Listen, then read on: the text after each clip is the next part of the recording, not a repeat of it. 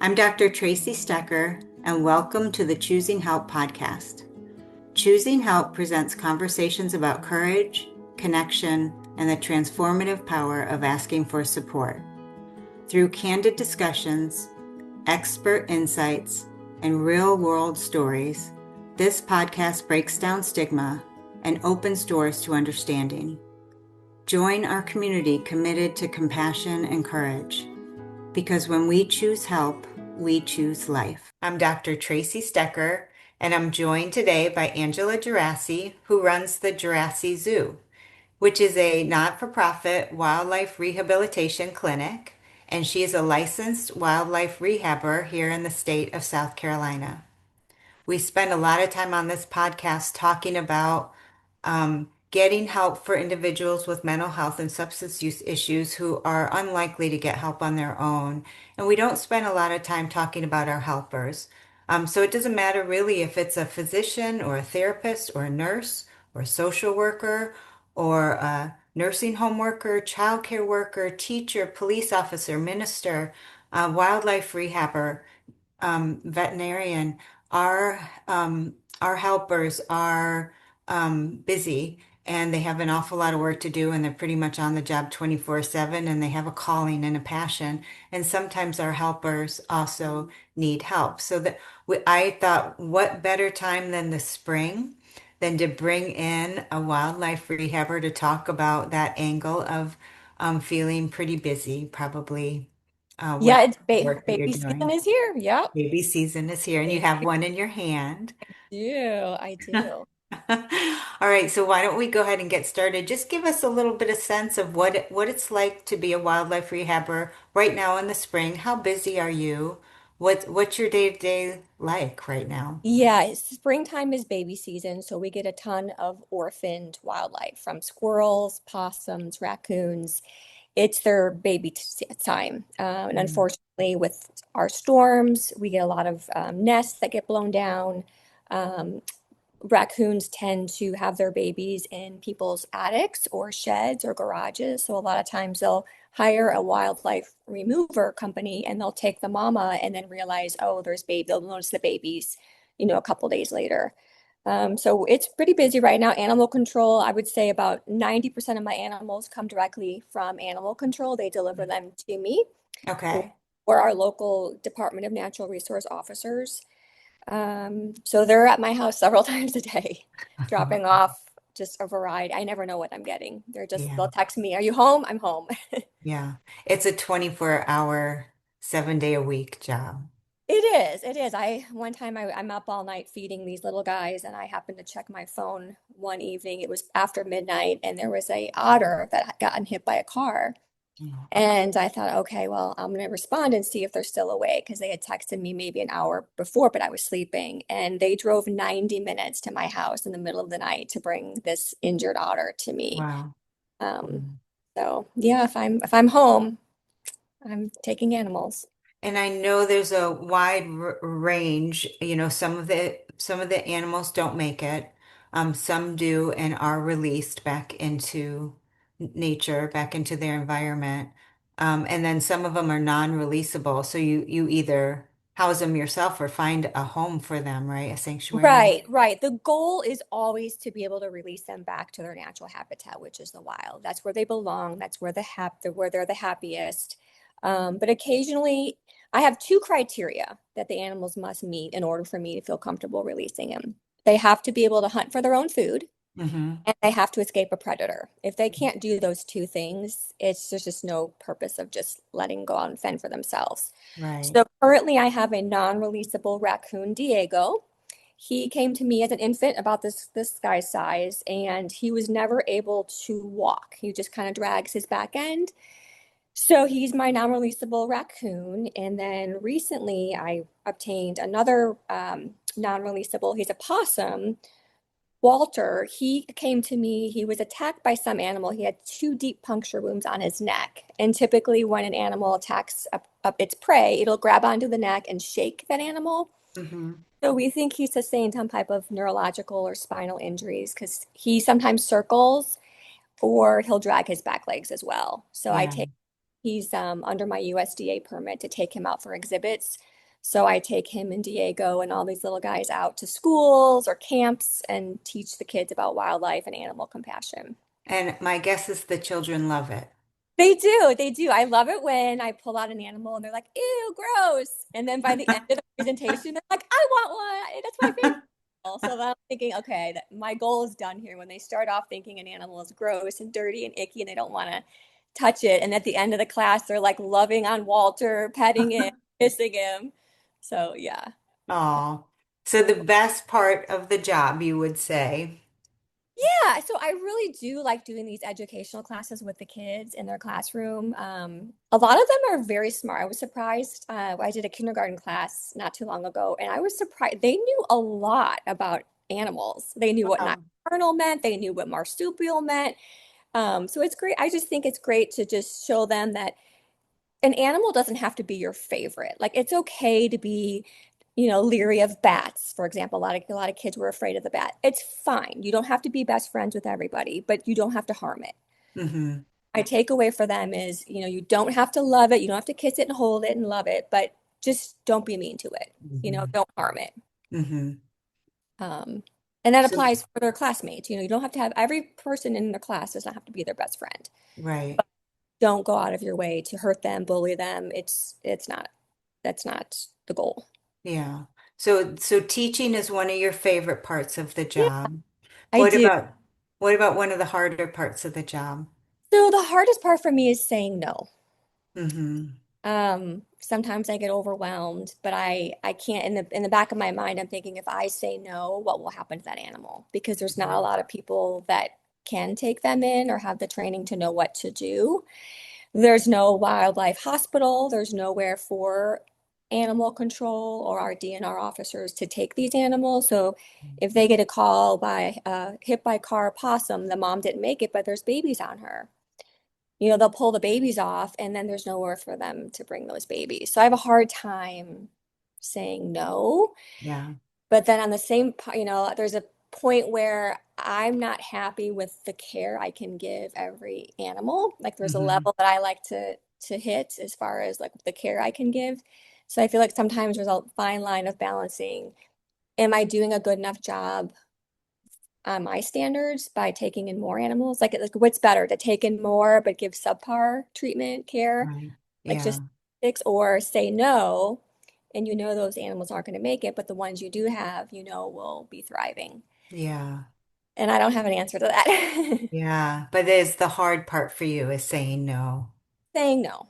Yeah. Yeah. Saying Yeah. no. There's not a lot of options for us to even take animals. Like very few veterinarians will see wildlife at their practices because they're Hmm. mostly domestic animals, cats and dogs, maybe rabbits, ferrets, bunnies. Hmm. So they don't want rabies vector species coming into their clinic. Maybe Right. they think that their patients won't feel comfortable if they're seeing a raccoon in the same exam room that they're going to see their dog or cat. So I have a hard time finding veterinarians that will provide some medical care for these animals. And what's the network like here? Um, if somebody did find an injured animal, what is the network like? How could they find you, or would they just call animal control? Yeah, so I would say, when I first started doing this in South Carolina, it was mostly through animal control. I'm not even sure how they found me, but as soon as they got a hold of me, knowing that I was a resource for them to drop off the animals.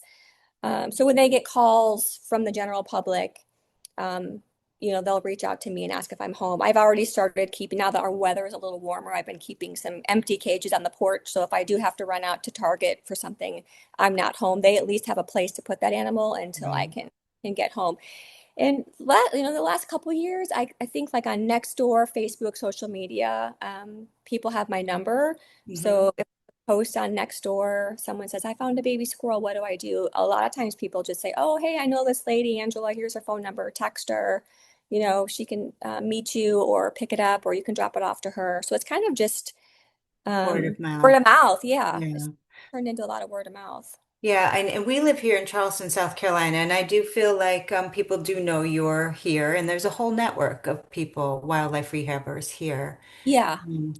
if somebody lived, let's say, in Virginia or Nevada and is listening and they found an injured animal, what would you recommend they do? Call Uh, their local animal Local control? animal control, we're fortunate here in South Carolina. Our animal control officers do go above and beyond. They don't have to take wildlife calls. It's not part of their like protocol. They just do it out of the goodness of their heart Um, to do wildlife. So some jurisdictions do not take calls for wildlife, some do. okay. They can just Google local wildlife rehabbers for their area. Each Okay. state is different with laws and requirements. Some states are very strict about, you know, you have to be licensed, you have to have, some states are a little bit stricter, and then some states are stricter on specific species. Like here in South Carolina, we're not supposed to help coyotes. Hmm. They're considered an invasive species, but I've helped tons of coyotes just because I don't put a label on what's worth saving and what's not. If it's Right. breathing, I treat them all the same. If it's breathing, you treat them all the same. I They're love, all the same. Whether it's a rat, a mouse, a bat, or a raccoon, I yeah. don't value one life over the other. They all get equal love and care. And so, just in terms of being a caregiver, kind of going back to really the whole point of this call was to let people know that one, there are all kinds of helpers in this world, thank goodness. And look at that little face. Oh my goodness. You're so cute. And This is that my favorite age. I love this age. and that sometimes the helpers can have a hard time asking for help. Yeah, Um, where do we go when we need help? How do we admit that we need help? You said the hardest thing for you is saying no to something.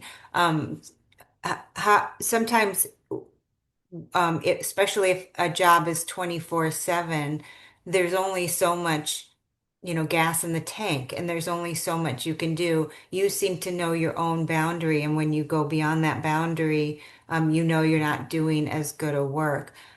For you, for the audience, what do you recommend when people, and I'll help you too, when people feel like, they're kind of needing to tap out for a minute. They just need to regroup, recharge, take a yeah. breath. Yeah, that's a good question. Yeah, I mean, I do. Unfortunately, there is a lot of death in what I do. There's a lot of animals that don't make it. Hmm. It's just part of what happens, and I can't get hung up on that and let that bring me down. I have to focus on the ones that I do have in my care. I know it sounds easier, but it's hard to do. When I first started this, it was I would cry and break down and after everything, but not that my heart has grown harder, but it's just I don't let it overcome my day. I don't let it Hmm. take over, and that's all I think about during the day. So when I face struggles, I try to just focus on the positive things. With social media, people can be kind of mean Yeah. and very judgmental. Hmm. I don't take it personal. I don't get offended easily. You just can't. People, I feel like because of social media, they're more susceptible of being mean or saying something that they wouldn't directly say to your face if I was seeing them in person. Hmm. Um, so I welcome all comments on my social media, the good, the bad, the ugly. Hmm. Sometimes people just need to say something mean to make them feel better, and I'm not gonna let that get me down. I Hmm. look at it as, okay, they had to say that. It wasn't very nice, but maybe I don't know what's going on in their life. So I don't take those negative or mean comments personal. I always respond in a very positive, happy way. I'm struggling right now. I had a mom possum that came to me with an injury that turned out to be much worse than we thought, and she had to have her leg amputated. And it was a whole process. And there were several times where I thought I was going to lose her. So I got a lot of comments like, that's torture keeping her alive. Let her rest in peace. This is not humane. And I would respond, I'm like, I agree with you. I'm teetering both, on both sides of this. What's the right thing to do here? I said, I'm struggling with it as well. So I understand when it's hard for people to watch an animal in pain or have an injury. But what they don't see is, I can see her not giving up, like the animal. I could just, in my gut, I'm like, okay, she's a fighter. She's not Hmm. done. Like, I just Hmm. knew it in my heart. Otherwise, I have no problem. Like, if the humane thing to do is to euthanize an animal, I am all for it. I get it. That's the right thing to do. But for some reason with this one, I'm like, no, Mama P's not ready yet. Like I just knew it. So I just took those comments like, yeah, I sympathize with you. I also that has crossed my mind as well. Mm-hmm. Um, and who knows what her outcome will be. She's fighting right now. She's happy. She's eating. She's pooping. The two things you want an animal to do. And she's very feisty. She's a picky eater. So she's just showing me more signs of life than she is giving up. And you kind of just have to take a break and do things that take your mind off. Like for me, it's baking cookies. Mm-hmm. People are like, how is your relaxation like doing another job? Well, I don't, you go from taking care of animals to baking cookies. Like that's work. Why would you Yeah. want to cook and bake? But for me, Yeah. like decorating those cookies, I do it in a room in my house where there's no animals. Like no animals are allowed in that space. Mm-hmm. So like no one can interrupt me, no one can bother me. It's just my time to just zone out and just focus on cookies. I usually listen to a true crime podcast. So it's like people are like, "You're listening to murder and crime." I'm like, "Yeah, that's how I relax, listening to people getting murdered. Like it's just, and then solving the crime. It's Yeah. that's just what I like. So that's just kind of what I take a break and just bake cookies for no reason. Yeah. Just cookies and give them to neighbors. Mm-hmm. So you just got to find that little thing that you like that gives you a break from what you're stressed about. And the other thing that you're saying that's really important is allowing yourself to take a break, allowing yourself to admit, even as a helper, even though it's life or death for these Yeah. animals, that you're there. Sometimes you just need a moment to bake some Yeah. cookies or Yeah. do whatever it is. Just Yeah. you There are times sleep. where I get in the car, I go to the McDonald's drive-through and I get a chocolate ice cream cone. And it makes my day. I mean, it's amazing how much that can turn around your day is a chocolate Yeah. ice cream cone. I mean, you Hmm. just do the little things. Hmm. Um, Focusing on the little things, focusing on the yes. positives. Yeah. Yeah, it's little things. Don't get hung up on, don't stress out over the little things. Like it's just not worth it to exhaust effort into something negative. Um, Even though people can be mean and cruel and say things, it's not worth it at the end of the day. It's just it's not worth it getting hung up on the little things or getting upset over the little things. Um, Is that Mama Possum? Because I have followed your social media on this possum. Is this Mama Possum? I mean, she's kind of famous all over Europe, Canada. That was not planned. So I post things. I try not to post like the gross stuff because my husband is very sensitive to that. Like he can't even look at a needle, he faints. He's horrible. So I try not to post the gross stuff because I know he's very sensitive to it. But I happened to post this mama opossum because the injury was so much worse. Like the people that saw her when she first came in, she was walking on that leg. Oh. She was fine. And then 2 days later, once the anti-inflammatory meds kicked in, the bones were Um, sticking out. uh-huh. So it just went from just this little, I thought was a surface wound to a complete fracture of her leg with the bone sticking out. Mhm. So from that post, and then here's me not knowing how bad her injury was when she first came to me. That same day that she came to me, she had babies in her pouch that already had fur on them. And animal control dropped off some pinky possums. So those are little newborn possums that don't have fur, the eyes are still closed. They had found some on the side of the road and they were kind of beat up. Mom was hit by a car, didn't make it. They had bruising, some blood on them. And the best thing is to give them a surrogate mom. So here's me Okay. thinking, oh, she's okay. She's just got, a little leg scrape. And I'm giving her these babies, like, here's another, here's another. And she's taking them. So Mhm. from that post, it kind of just went viral. Mhm. Um, and then just people are following her journey from having a little surface leg wound to exposed bones from a fracture to having her leg amputated. And then, the vet and I made the call to put the babies back in her pouch.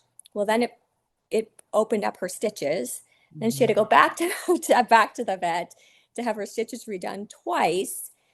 Then we made the decision to pull her babies from her to let her heal. So you have people saying, no, put her babies back. No, take her babies away. It's like this battle of and I said, you know what? We did learn from this. It was not the right call to put her babies back because it, Mhm. it caused her more, but you don't know. You don't Right. know that. And I think, Right. yeah, like it was, your decision caused her to have another surgery. I said, it did. You're absolutely, it did. And I feel bad. I agree with you. Mhm. And then she went from that to getting an infection. And then I thought, well, because I watched all these true crime documents, I'm like, maggots eat dead flesh. Let's order maggots. So I called up the vet and I found this company in California that manufactures these genetically modified maggots to treat human patients in hospitals, mostly Mhm. like diabetic patients with large open wounds. Okay. Well, you need a prescription for them. So I'm like, can you please order me these maggots from California? And she's like, you got it. So this company, they called me because like, you're a first for us. We've never shipped our maggots for a possum before. Can you, Mhm. show us videos? So my vet has never done that before. So we're just Mhm. winging it with these maggots. Mhm. And so all day I'm like checking the tracking on when these maggots are going to be delivered at my house because we were at this tennis event. And then the FedEx truck pulls up. I'm like, yay, my maggots are here. And then I had to get the maggots to the vet. It was exciting. And then to see them work, which of course my husband was no part of this because he's grossed out. So the maggots are doing their thing and eating all the dead flesh from mama. And then I had to flush them out. So people have been following her journey from all over the world. Thousands, Yeah, thousands of Australia people. and Wales and like all these fabulous places that don't have possums. In Australia, they're like, we don't have possums. They're not a native species to our country. So they're fascinated to learn, about um, their habitats and their lifespan and their diets and all this stuff. So Well, one of the reasons why I asked you to come on the show was exactly this mama possum and just the following you've gotten um, from this one animal's experience, which for her, I'm sure is pretty traumatic. You know, she lost a leg, um, and I'm sure she's in pain and scared, but she's got you fighting for her life, and you have all of these individuals fighting with you. And yeah, it's just been a really interesting scene. I think one of the things that I wanted to expose here on this podcast was letting people know that the helpers, there are a lot of helpers all over the place. Everywhere you look, you'll find a helper. Look for the helpers. Please look for the helpers. Please help the helpers. And that as humans, we're fascinated by the helpers. Watching a helper, yeah, rooting them on. I mean, there's something about that that really is healing, I think, for all of us. You have a lot of people cheering you on, and not everybody's like a fan of possums or even knows what a right. possum is. It doesn't matter. It's cheering Yeah, on the helper. yeah, It's like the underdog. Like yeah. you're really fighting for the underdog, and we're all in it with you. Yeah, it was really sweet to see the comments where people are like, "Oh, I always thought they were gross and disgusting, but I'm, watching the progress and I can't wait to wake up in the morning and see the video of what she ate during the night, because she's a very picky eater. So it's sweet. I love it when people come in thinking, "Oh, this dirty, gross, disgusting animal that's," and then they end up loving her and can't wait Yeah. to updates. And there was one video where she started agonal breathing, and just like in humans, that's just once you reach that point, there's really no turning back. And Mhm. I went and checked on her. This is before the maggot therapy, and I thought, do I really want to record this? And I'm like, yeah, I want to give people a chance to say goodbye to her because she was actively dying with what I thought. Mhm. I mean, if you see the video, she's agonal breathing. I'm losing her. So I said my goodbyes. I recorded it. I took, I promised her that I would take care of her babies. And I shut the door and I'm like, okay, I'm at peace. I did my best. And I fully thought the next morning I would wake up and, she would be stiff and dead and that would be the end of the story. Mhm. He was alive, alert, and looking at me like, hey, where's my Where's food? my eggs? I was like, what? How did this happen? Mhm. But earlier that day, I had shown her some of her babies. After we had pulled the babies, I had let her see a couple, and I thought, I wonder if that gave her hope. Like, Mhm. hey, I still have babies that might need me. Um, and I wasn't sure if that was the right call to do to show her babies or not. Would that make her sad when I took them back away? But I thought, at this point, sometimes you have nothing else left to lose. So I thought, I'll show her a couple babies. But yeah, that was a really rough, low moment because I thought, well, here all these people are watching her and they're going to wake up in the morning and she's not going to be with us anymore. Yeah. And she was. Yeah. So you just Yeah. Oh, you never know. So, and then I did get a lot of people saying, "I'm so sorry. I said that you should put her down," you know. And I'm like, I get it. That crossed my mind. Like I was right there struggling with you. Like, what is the best thing to do for her? But in this case, she's a fighter and she's waking up every morning and she's a very picky eater, which possums typically aren't, but she's she's something else. But Well, I think everybody who has watched, and hopefully you'll get some new people watching after this podcast, is inspired by you, even if they never, their path towards coping with stress or their interest has nothing to do with nature or animals. right. That's not the point. It's the helpers. There are so many helpers out there that are, it's a calling, and really committed, truly, truly committed with every cell in their body towards being a healer and being a helper. And I think calling attention to sometimes the helpers need help, and your transparency and your honesty and just your true showing of who you are as a human, it's just beautiful. And I'm glad you were able to be here today with that little raccoon.